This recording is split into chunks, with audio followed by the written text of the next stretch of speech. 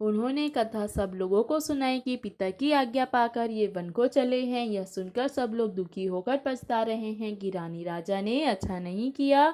उस अवसर पर वहां एक तपस्वी आया जो तेज का पुंज, छोटी अवस्था का और सुंदर था। उसकी गति कवि नहीं जानते, अर्थात अथवा वह कवि था जो अपना परिचय नहीं देना चाहता।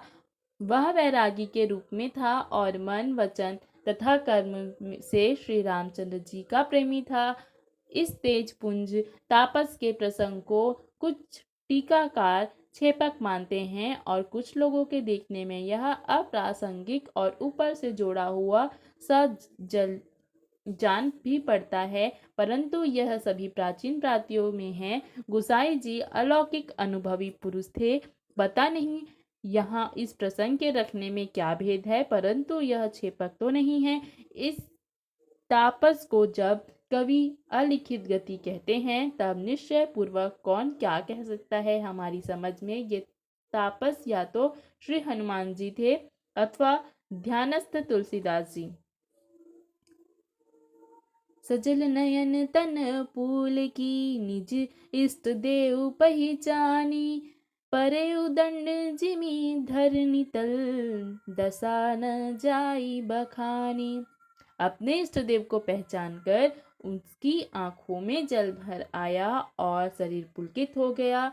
वह दंडवत की भांति पृथ्वी पर गिर पड़ा। उसकी प्रेम विहल दशा का वर्णन नहीं किया जा सकता। श्री राम जी ने प्रेम पूर्वक पुलकित होकर उसको हृदय से लगाया। उसे इतना आनंद हुआ मानो कोई महादरिद्री मनुष्य पारस पा गया हो। सब कोई देखने वाले कहने लगे कि मानो प्रेम और परमार्थ दोनों शरीर धारण करके मिल रहे हैं। फिर वह लक्ष्मण जी के चरणों में लगा।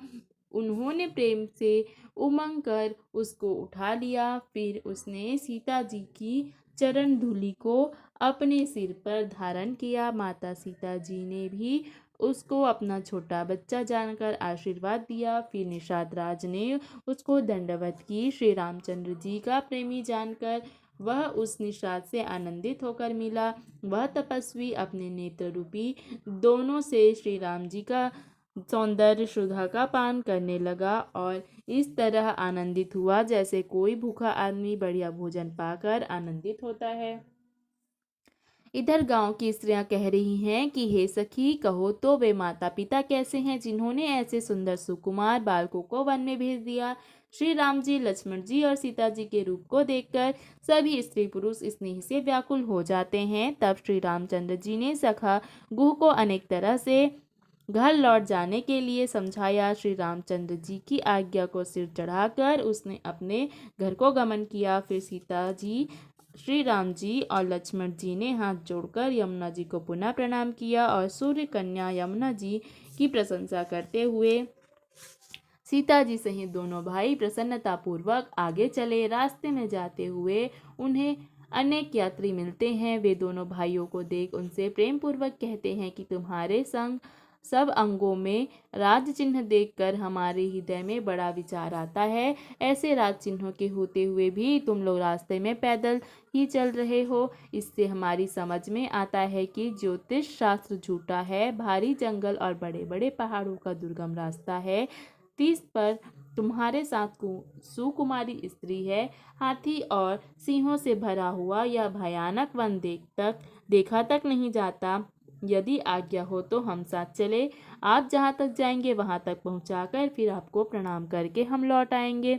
इस प्रकार वे यात्री प्रेमवश पुलकित शरीर होकर और आंखों में जल भरकर पूछते हैं, किंतु कृपा के समुद्र श्री रामचंद्र जी कोमल विनय युक्त वचन कहकर उन्हें लौटा देते हैं। जो गांव और पूर्वी रास्ते में बसे हैं, नागों और देवताओं के नगर उनको देखकर प्रसन्नता पूर्वक ईर्ष्या करते हैं और ललचाते हुए कहते हैं कि किस पुण्यवान ने किस शुभ घड़ी में इनको फंसाया था, जो आज ये इतने धन्य और पुण्यमय तथा परम सुंदर हो रहे हैं।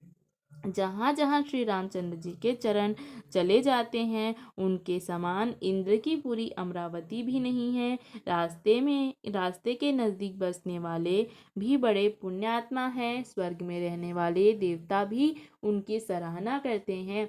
जो नेत्र भरकर सीता जी और लक्ष्मण जी सहित घनश्याम श्री रामचंद्र जी के दर्शन करते हैं। जिन तालाबों और नदियों में श्री राम जी स्नान कर लेते हैं, देव सरोवर और देव नदियां भी उनकी सराहना करती हैं। जिस वृक्ष के नीचे प्रभु जा बैठते हैं, कल्प वृक्ष भी उनकी प्रशंसा करते हैं। श्री रामचंद्र जी के चरण कमलों की रज का स्पर्श करके पृथ्वी अपना बड़ा सौभाग्य मानती है। रास्ते में बादल छाया करते हैं और देवता फूल बरसाते और सिहाते हैं। पर्वत, वन और पशु पक्षियों को देखते हुए श्री राम जी रास्ते में चले जा रहे हैं।